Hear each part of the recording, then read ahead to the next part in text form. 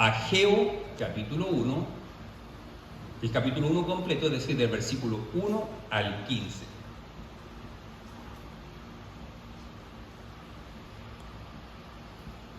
Así que leemos de forma alternada. Dice: en el año segundo del rey Darío, en el mes sexto, en el primer día del mes, vino palabra de Jehová por medio del profeta Ageo a Zorobabel, hijo de Salatiel, gobernador de Judá, y a Josué, hijo de Josadac, sumo sacerdote, diciendo: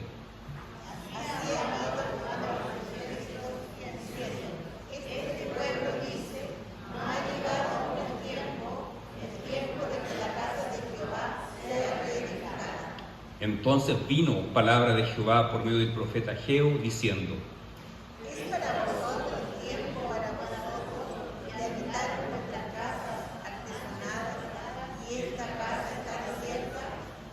pues así ha dicho Jehová de los ejércitos, meditad bien sobre vuestros caminos.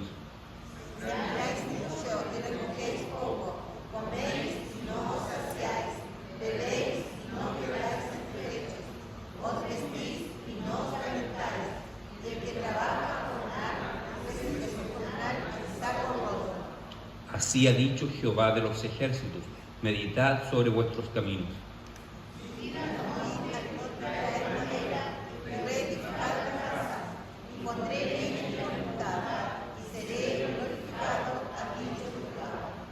Buscáis mucho y halláis poco, y encerráis en casa, y yo los disiparé en un soplo. ¿Por qué? Dice Jehová de los ejércitos: porque cuanto mi casa está desierta, y cada uno de vosotros corre a su propia casa. Por eso se detuvo de los cielos sobre vosotros la lluvia, y la tierra derramó sus frutos.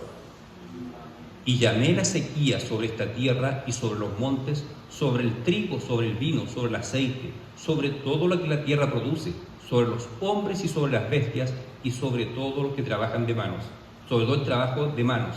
Y oyó Zorobabel, hijo de Salatiel, y Josué, hijo de Josadac, sumo sacerdote, y todo el resto del pueblo, la voz de Jehová su Dios, y las palabras del profeta Ageo, como le había enviado Jehová su Dios, y temió el pueblo delante de Jehová. Entonces Ageo, enviado de Jehová, habló por mandato de Jehová al pueblo, diciendo: yo estoy con vosotros, dice Jehová. Y despertó Jehová el espíritu de Zorobabel, hijo de Salatiel, gobernador de Judá, y el espíritu de Josué, hijo de Josadac, sumo sacerdote, y el espíritu de todo el resto del pueblo, y vinieron y trabajaron en la casa de Jehová de los ejércitos su Dios. En el día 24 del mes sexto, en el segundo año del rey Darío. Vamos a orar.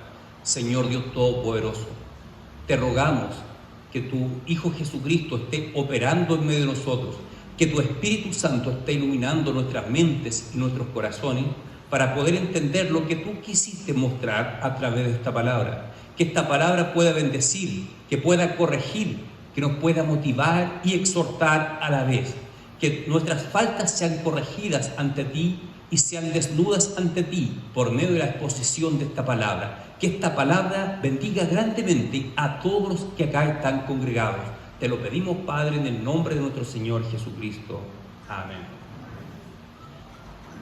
Hermanos, ustedes sabrán que hay en la vida personas muy talentosas, con grandes talentos, pero no siempre las personas más talentosas son las que llegan más lejos en la vida.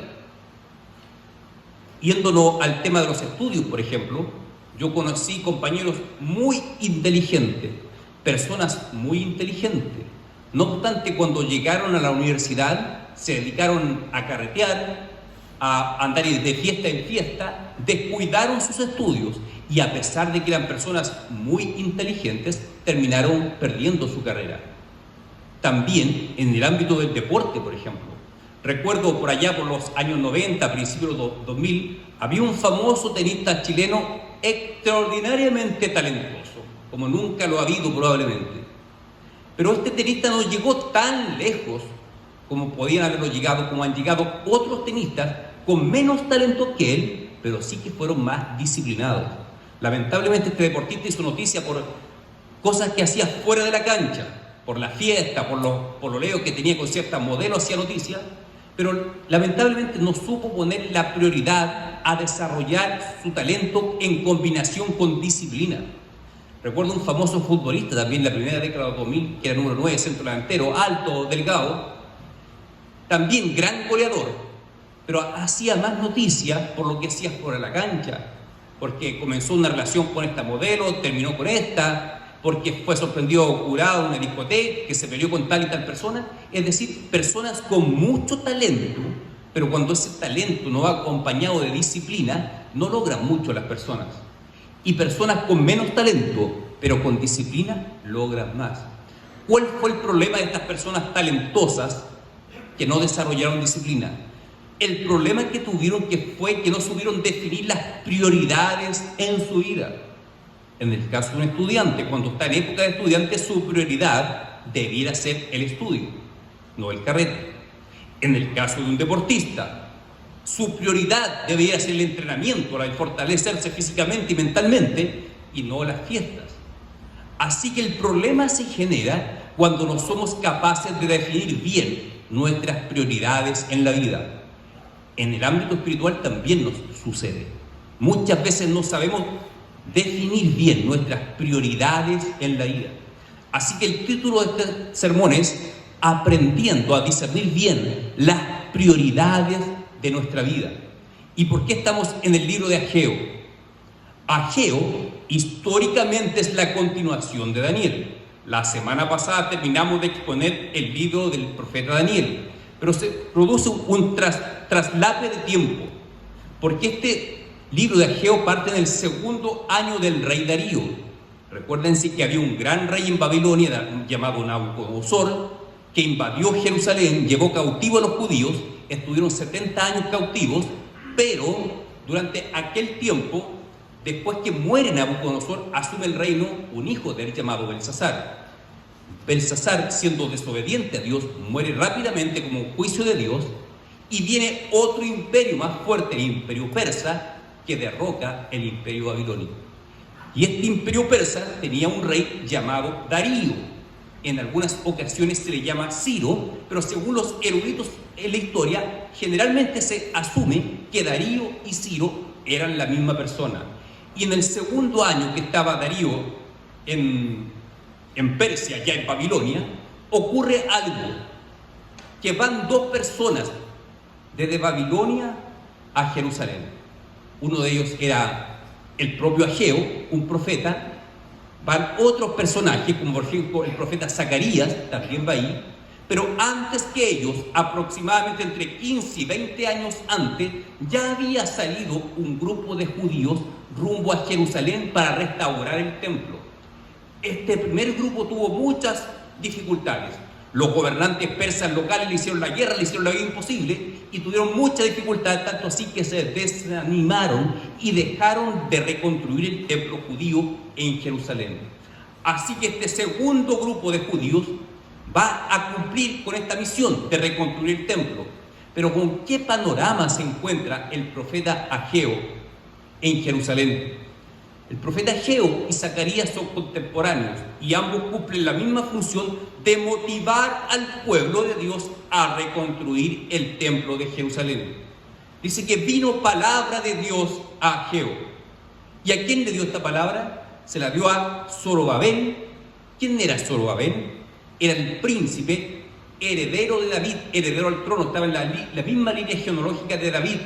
Por lo tanto, tenía que ser Zorobabel el futuro rey de Israel. Y la palabra de Dios a través del profeta Ageo va primero al liderazgo del pueblo, va a Zorobabel, que representaba el poder político. ¿Y a quién más va? Dice, va y a Josué, hijo de Josadac, sumo sacerdote. Es decir, estos dos hombres, Zorobabel y Josué, recibieron la palabra de Dios.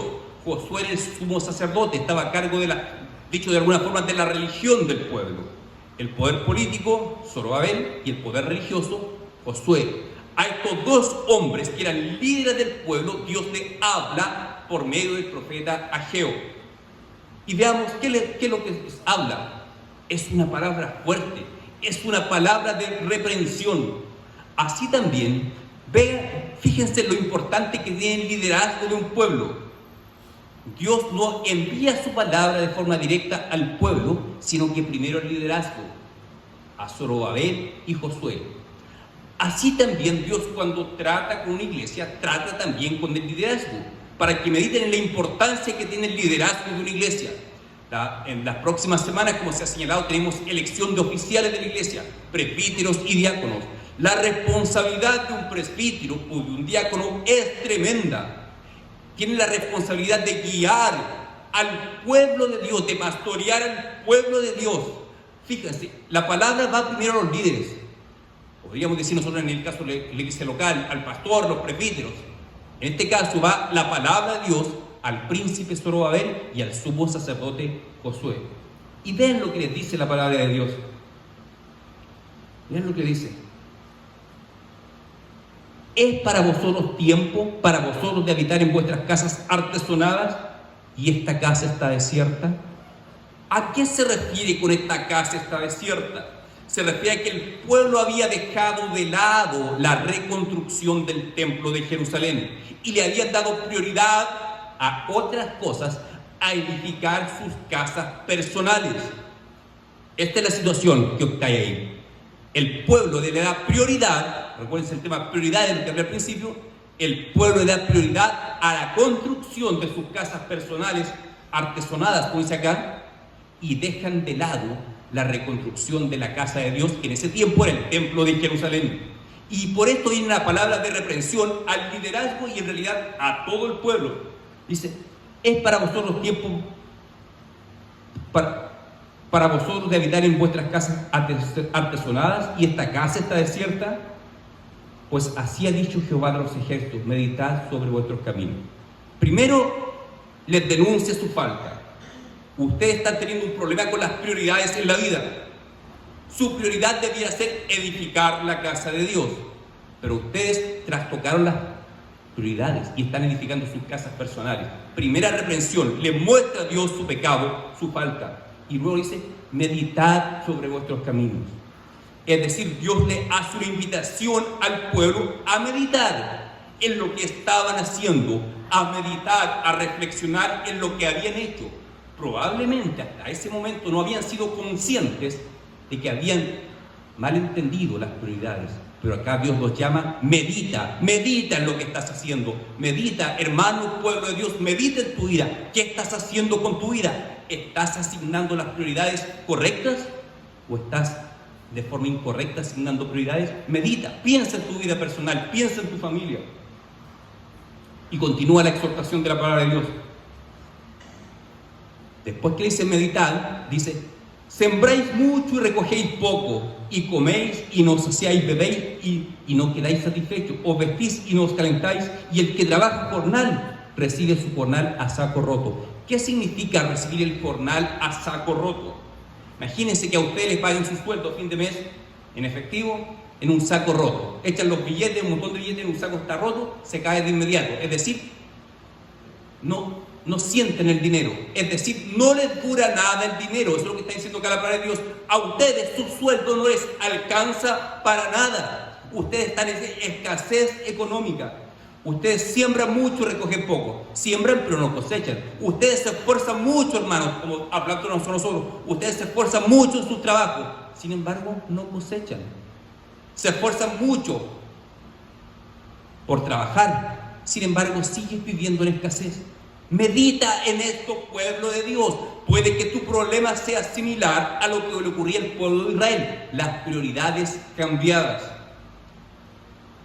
Dice, así ha dicho Jehová de los ejércitos, meditad sobre vuestros caminos. Nuevamente, por segunda vez, la misma exhortación. Medita acerca de lo que estás haciendo.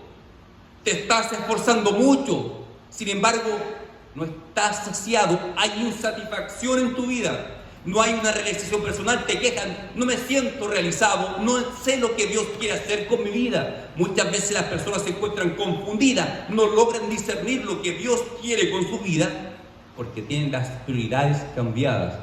Lo que debiera ser prioridad en su vida, que es Dios, no lo es. Recuerda que el Señor Jesucristo dijo en Mateo capítulo 6, en el Sermón del Monte, Buscad el reino de Dios y su justicia, y las demás cosas serán añadidas. Esas demás cosas, de acuerdo al contexto de Mateo 6, son el vestuario y la comida, es decir, el sustento básico. Si bien es cierto, no hay ninguna promesa en las Escrituras que Dios te va a hacer rico, sin embargo hay una promesa que no te va a faltar el sustento básico, no te va a faltar el alimento, no te va a faltar el abrigo. Pero siempre y cuando tú tengas tus prioridades correctas, el reino de Dios y su justicia.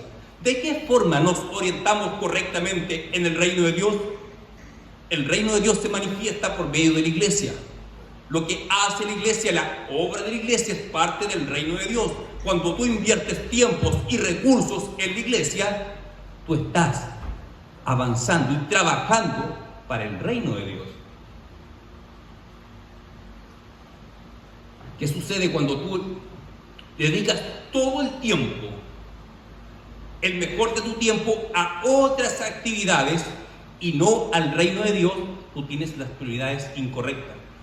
Hay actividades que son legítimas, 100% legítimas y buenas. Por ejemplo, una práctica de un deporte determinado es excelente, es saludable. Pero ¿qué pasa si tú le das prioridad a ir a un partido de fútbol en lugar de ir a la iglesia? Significa que tú tienes las prioridades alteradas. Y medita sobre esto, te dice el Señor. ¿Hay escasez en tu vida? ¿Hay insatisfacción? ¿No logras entender los propósitos de Dios de tu vida? Examínate a ti mismo. Tal vez te está sucediendo lo mismo que le sucedió al pueblo de Israel acá. Es decir, tenían alteradas sus prioridades. ¿Cuál es la prioridad del pueblo? Edificar sus casas personales. ¿Cuál es tu prioridad, hermano? ¿Tu trabajo? ¿Tu carrera? ¿Tu hobby favorito? ¿Ver televisión? ¿Ver series? ¿Cuál es tu prioridad? Tu prioridad debería ser el reino de Dios y su justicia, como dijo el Señor Jesucristo. ¿De qué forma le doy prioridad al reino de Dios? Bueno, de partida, tú tienes que estar presente en la iglesia. Esto es parte del reino de Dios. Tú trabajar para el reino de Dios, cuando tú ofreces tus servicios a la iglesia. En ocasiones tal vez sean tus aportes financieros. En otra ocasión va a ser tu disposición de trabajar. Por ejemplo, lo que hacen los hermanos los domingos en la mañana, de servir el desayuno. Eso es una forma de trabajar en el reino de Dios. Cuando tú participas en los departamentos, cuando tú tomas iniciativa y preguntas, ¿de qué forma puedo servir yo en la iglesia? Ahí tú estás transformando las prioridades en las correctas, es decir, en el reino de Dios. Si hay escasez en tu vida, y no necesariamente escasez económica, sino que hay falta de realización espiritual, que no logras entender qué dones Dios te dio, que no logras entender cómo usar los dones que Dios te dio, medita. Una y otra vez aparece en el capítulo 1, meditad en vuestros caminos. ¿Cómo están tus prioridades? ¿A qué le estás dando prioridad en tu vida? ¿Al reino de Dios o a otras cosas? Y reitero, esas otras cosas pueden ser cosas legítimas, buenas en sí mismos. El problema está en asignar más prioridad que a las cosas de Dios.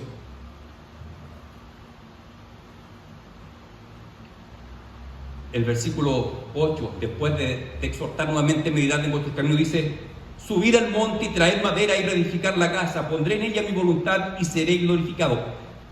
Suban al monte y traigan madera para reedificar la casa. Tenían que ir y trabajar no solamente para construir sus casas personales, que está muy bien que cada cual se preocupe de su casa personal. Eso es necesario, por supuesto que sí. ¿Quién se va a atrever a negar eso?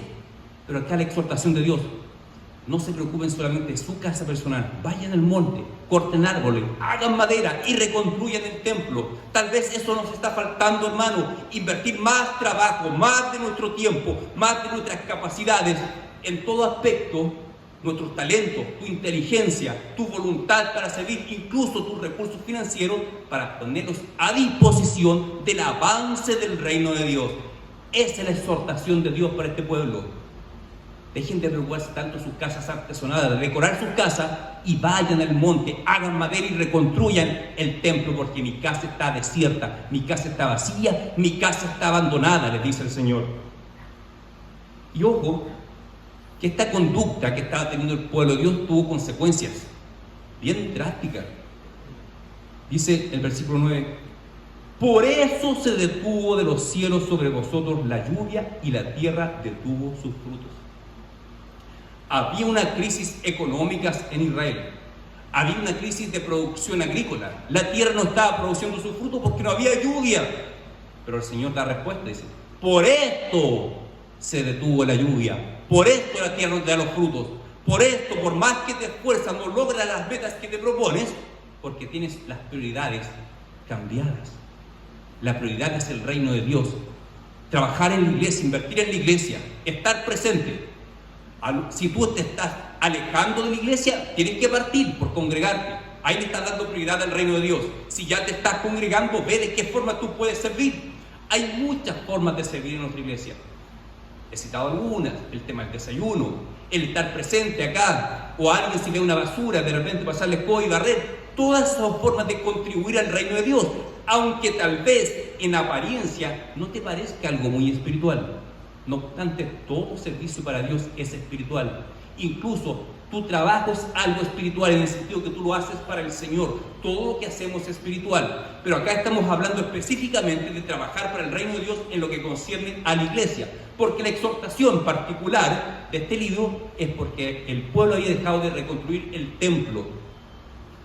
El templo de Dios hoy en día es la iglesia. Pablo dice en 1 Corintios: ¿acaso no sabéis que vosotros sois templo del Espíritu Santo de Dios?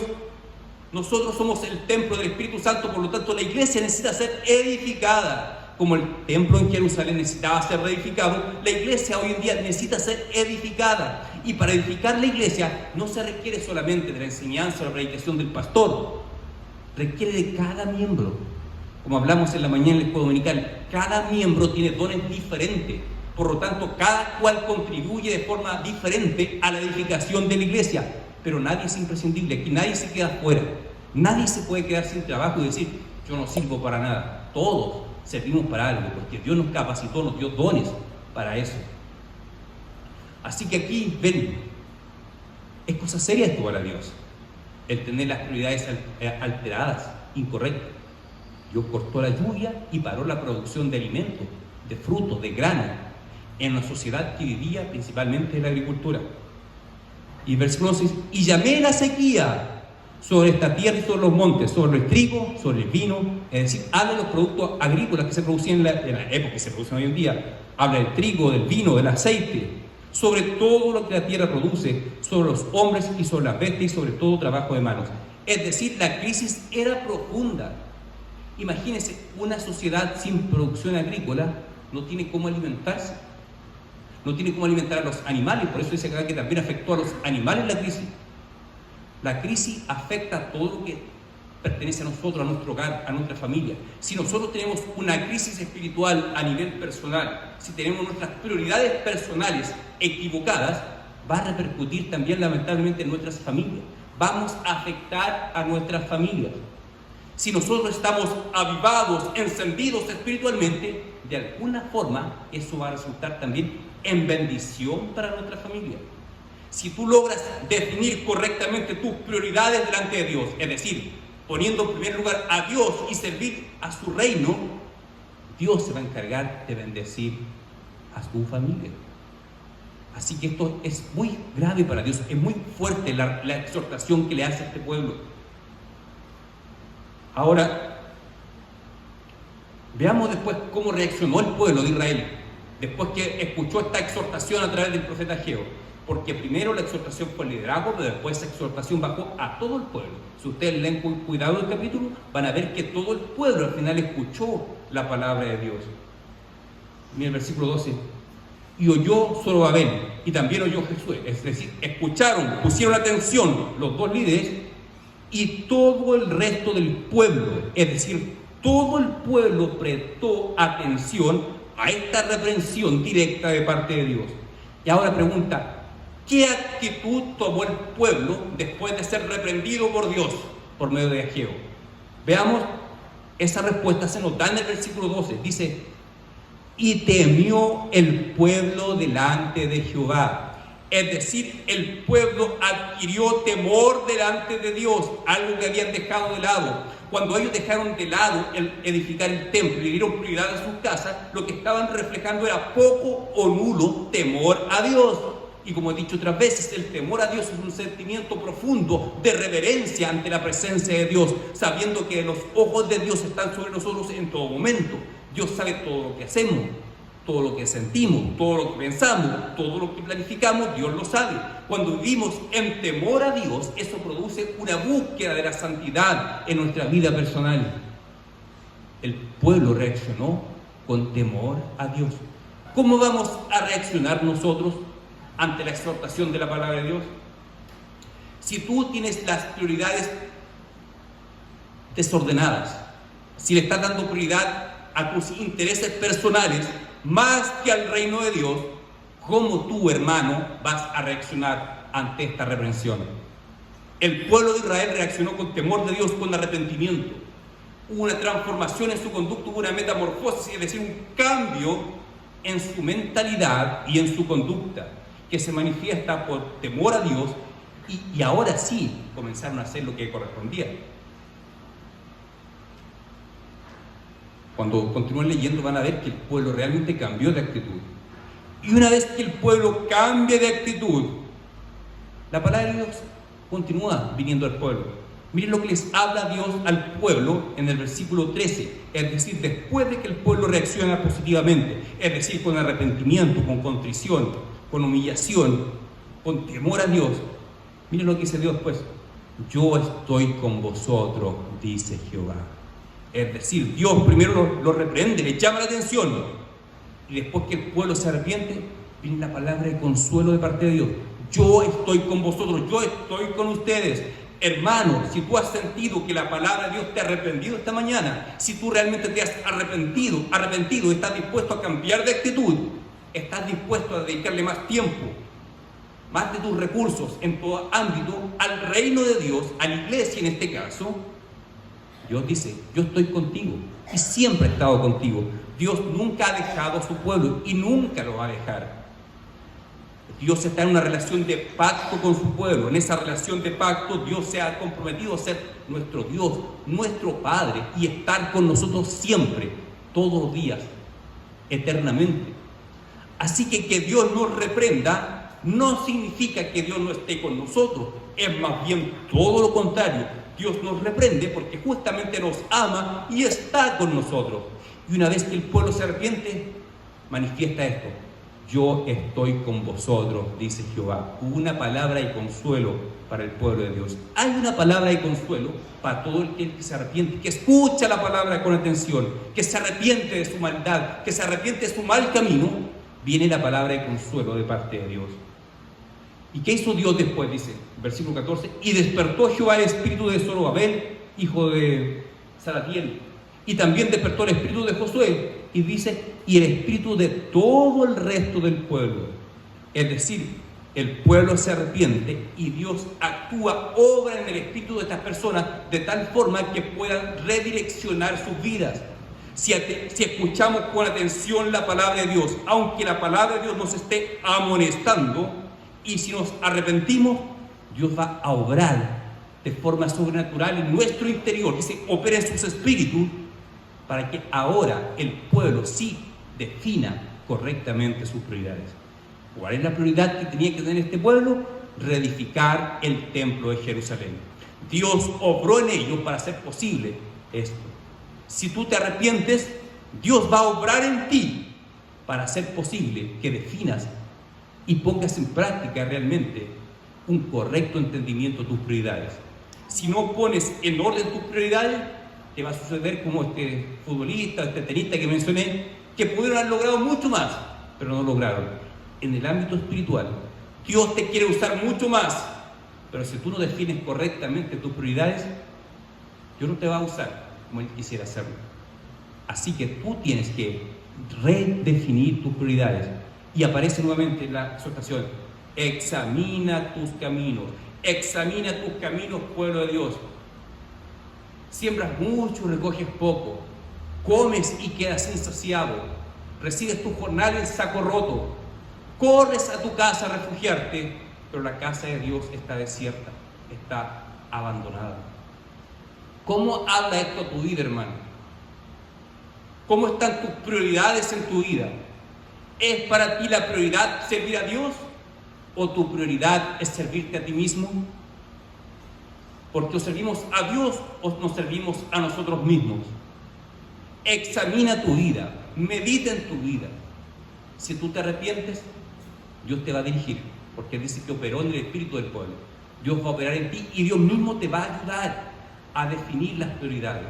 Si tú te confiesas delante del Señor y le dices, Señor, me cuesta definir mis prioridades, o tal vez las tengo claras, pero me cuesta ponerlo en práctica, pide la ayuda del Señor y el Dios va a operar en tu interior y te va a dar dirección para que tú definas tus prioridades y luego pongas en práctica lo que tienes que hacer. Así que esta es la exhortación de Dios a su pueblo en el capítulo 1 de Ageo. Hay una reprensión. El pueblo cambió las prioridades, descuidó el templo y dio prioridad a sus cosas personales, a sus tareas personales. ¿Cuál es la exhortación para nosotros, pueblo de Dios, esta mañana o este mediodía? ¿Cómo están tus prioridades? ¿Estás dando lo mejor de ti para servir al Señor en la iglesia, en este caso? ¿O te estás sirviendo a ti mismo en lugar de a Dios? Recuerda las palabras del Señor Jesucristo. Pon tu prioridad en el reino de Dios y su justicia, y las demás cosas vendrán por añadidura. Te invito a meditar en esta palabra, pueblo de Dios, y te invito a orar también. Oremos en este momento. Señor, gracias porque tú nos hablas, tú nos reprendes, tú nos diriges y también nos consuelas, Señor. Sabiendo que si reconocemos nuestro pecado, tú eres fiel y justo para perdonarnos, para restaurarnos y para darnos dirección. Ayúdanos, Padre, nosotros como iglesia, a definir correctamente nuestras prioridades en la vida. Si hemos descuidado el servicio a ti, perdónanos y ayúdanos a tener las prioridades correctas en la vida. Te lo pido, Padre, en el nombre de nuestro Señor Jesucristo. Amén.